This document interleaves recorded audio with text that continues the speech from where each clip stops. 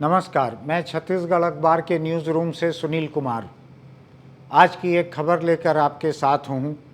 जिस वक्त हम ये बात कर रहे हैं उस वक्त राहुल गांधी अपने सरकारी मकान को खाली करके अपनी मां के घर रहने जा चुके हैं।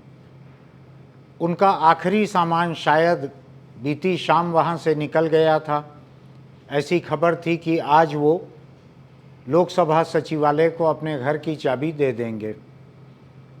लोकसभा ने उनको संसद सदस्यता खत्म होने के साथ ही 1 महीने के भीतर मकान खाली करने का नोटिस दिया था। आज 1 महीना पूरा हो ही रहा है।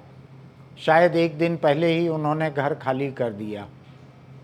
अब बहुत सारे सवाल राहुल गांधी के इर्द गिर्द खड़े हो रहे हैं। उसमें एक बड़ा सवाल तो ये है कि अदालतों में उनके साथ क्या होने वाला है, क्योंकि आज ही की तारीख थी जब गुजरात के सूरत की एक मजिस्ट्रेट की अदालत ने उनको 2 साल की कैद सुनाई। हालांकि मजिस्ट्रेट ने उनको 30 दिनों के लिए जमानत भी दे दी थी और 30 दिनों के भीतर ऊपरी अदालत में अपील करने की एक राहत भी दे दी थी। तो अदालत में उस दिन उनकी गिरफ्तारी नहीं हुई। लेकिन इसके बाद दूसरी अदालतों में जो चल रहा है उसको लेकर लोगों के मन में बड़ी उत्सुकता है कि क्या यह एक सामान्य कानूनी प्रक्रिया चल रही है या इसमें कांग्रेस की कोई सोची समझी रणनीति भी है। इसको समझने की ज़रूरत है। मजिस्ट्रेट के कोर्ट ने 30 दिनों के भीतर ऊपरी अदालत में जाने की उनको राहत दी थी, तब तक गिरफ्तारी से छूट दी थी। 11 दिन तक कुछ नहीं हुआ। 11 दिन के बाद जाकर सूरत के सेशंस कोर्ट में एक अपील हुई जिसमें 3 अलग अलग याचिकाएं लगाई गई थीं। एक तो अंतरिम जमानत मांगी गई थी कि जब तक ये मामला चलता रहे सेशंस कोर्ट में तब तक के लिए जमानत मिल जाए। एक ये था कि इस सज़ा पर रोक लगाई जाए, और तीसरी अपील और मजिस्ट्रेट के कोर्ट के फैसले से जुड़ी हुई थी। उसमें से सेशंस कोर्ट ने उनको एक अंतरिम जमानत दे दी जो अभी भी जारी है, जिस पर वे हैं। आज 1 महीना मजिस्ट्रेट कोर्ट के फैसले को हो गया है, लेकिन सेशंस कोर्ट से उनको राहत मिली हुई है अंतरिम जमानत, जब तक वहाँ पर मुकदमा चल रहा है तब तक के लिए। तो वहाँ अगली पेशी 3 मई को है। उनकी एक याचिका को खारिज कर दिया है अदालत ने अभी, सेशंस कोर्ट ने, जिसमें उन्होंने 2 साल की कैद की सज़ा पर रोक लगाने की मांग की थी। वैसे ये उम्मीद भी थी। नीचे की अदालतें जो रहती हैं, जिला स्तर तक की अदालतें जो रहती हैं, ये संवैधानिक व्याख्या करके किसी चीज़ की, किसी बड़े जटिल मामले में कड़े फैसले लेने के लिए नहीं जानी जाती। तो आम तौर पे यहाँ से लोगों को फैसला उनके खिलाफ मिलता है। तो राहुल गांधी को भी वैसा ही एक फैसला मिला। उनको अंतरिम जमानत मिली जो 3 मई तक जारी है। ये उम्मीद की जा रही थी, जैसा कि उनके वकीलों ने कहा, कि हाई कोर्ट में इसके खिलाफ पिटीशन की जाएगी। तो हाई कोर्ट में पिटीशन भी तुरंत हो सकती थी, लेकिन नहीं हो पाई वो। जबकि सेशंस कोर्ट के फैसले का अंदाज था, उसके पहले मजिस्ट्रेट के कोर्ट के फैसले का भी अंदाज था। लेकिन रफ्तार से ऊपरी अदालतों में कांग्रेस के वकील नहीं जा रहे हैं, राहुल के वकील नहीं जा रहे हैं। इससे ये सवाल उठता है कि क्या ये सचमुच ही कांग्रेस के काम करने की रफ्तार यही है, या फिर कांग्रेस किसी रणनीति की तरह इतने धीरे धीरे आगे बढ़ रही है कि राहुल गांधी की गिरफ्तारी की नौबत अगर आती है, अगर जेल जाने की नौबत आती है, तो वो जेल जाएं। मैंने उनके आसपास के कुछ लोगों से दिल्ली बात करने की कोशिश की, इस बारे में जानने की कोशिश की। उनके करीबी लोगों में से एक जानकार ने मुझको कहा कि राहुल गांधी पूरी तरह से तैयार हैं जेल जाने के लिए। उन्होंने ये नहीं कहा कि वो आमादा हैं जेल जाने के लिए, जेल जाने पर तुले हुए हैं, अड़े हुए हैं, ऐसा नहीं कहा। लेकिन ये ज़रूर कहा कि वो पूरी तरह से तैयार हैं जेल जाने के लिए। ठीक है, जो आदमी 3500-3600 किलोमीटर का पैदल सफ़र करता है, वो ऐसा तप चुका रहता है, इतना कड़ा बन चुका रहता है कि उसको कुछ दिनों की जेल, कुछ हफ्तों की, कुछ दिनों की, कुछ महीनों की जेल उसको बहुत तोड़ नहीं सकती। लेकिन क्या इससे कांग्रेस का कोई फ़ायदा भी होगा? क्या इससे विपक्ष का कोई फ़ायदा होगा? ये बात सोचने की ज़रूरत इसलिए है कि विपक्ष की एकता, कांग्रेस का फ़ायदा, ये एकदम उस मुहाने पे खड़ी हुई है पार्टी और देश का विपक्ष भी। ये भी समझने की ज़रूरत है कि अभी आने वाले दिनों में कर्नाटक का एक चुनाव होने जा रहा है। ये भी समझने की ज़रूरत है कि देश के 3 राज्यों का चुनाव, कम से कम 3 इन बड़े राज्यों का चुनाव कुछ महीनों के भीतर ही होने वाला है, शायद 6 महीने में। मध्य प्रदेश, राजस्थान और छत्तीसगढ़, इन तीनों जगहों पे कांग्रेस का पर्याप्त असर है।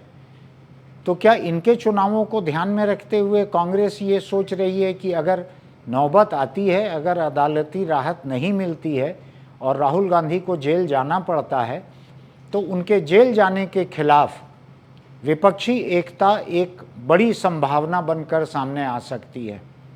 ऐसा इसलिए भी लगता है कि जो लोग आमतौर पर राहुल गांधी और कांग्रेस से थोड़ा परहेज करते हैं, ममता बनर्जी, केजरीवाल, इन लोगों ने भी राहुल की सदस्यता खत्म होने के खिलाफ बयान दिए, उनके पक्ष में बयान दिए। अभी कुछ ही दिन पहले आपने देखा होगा, नीतीश कुमार, बिहार के मुख्यमंत्री, वो गए कांग्रेस के अध्यक्ष मल्लिकार्जुन खड़गे से मिले, वहाँ राहुल गांधी भी मौजूद थे। इन लोगों ने आपस में बड़े शिष्टाचार में बातें की। विपक्षी एकता को इससे बहुत अधिक कुछ नहीं लगता है। अगर नीतीश कुमार और कांग्रेस, ये 2 लोग अगर साथ आते हैं तो इनसे जुड़े हुए कुछ और लोग भी साथ आ सकते हैं, एक एकता की संभावना बन सकती है। और अगर सत्ता और सत्ता से जुड़े हुए लोगों की किए हुए मुकदमे पे मिली हुई सज़ा और खाली करवाया हुआ मकान और जेल जाते हुए राहुल गांधी, इन तमाम खबरों को अगर मिलाकर देखें तो राजनीति की बेरहम जुबान में जिसको विक्टिम कार्ड खेलना कहते हैं, कि अपने जख्मों को दिखाकर हमदर्दी मांगना, वो एक नौबत आ सकती है। ये जख्म सच्चे हैं, झूठे हैं, जायज़ हैं, नाजायज़ हैं, मैं उस मेरिट पे अभी नहीं जा रहा हूँ। मैं केवल हालात को बयां कर रहा हूँ। हालात ये बन रहे हैं कि अगर राहुल गांधी को जेल जाना पड़ता है तो विपक्ष एक अधिक ताकत के साथ राहुल गांधी के इर्द गिर्द जुट सकता है। वो उसका केंद्र बने न बने, ये आने वाला वक्त बताएगा। लेकिन राहुल गांधी के साथ हमदर्दी विपक्ष की आना स्वाभाविक रहेगी अगर उनको जेल जाना पड़ता है। तो थोड़ी हमदर्दी आज शुरू हो गई जब उनको घर खाली करके आज जाना पड़ा अपनी माँ के घर रहने के लिए।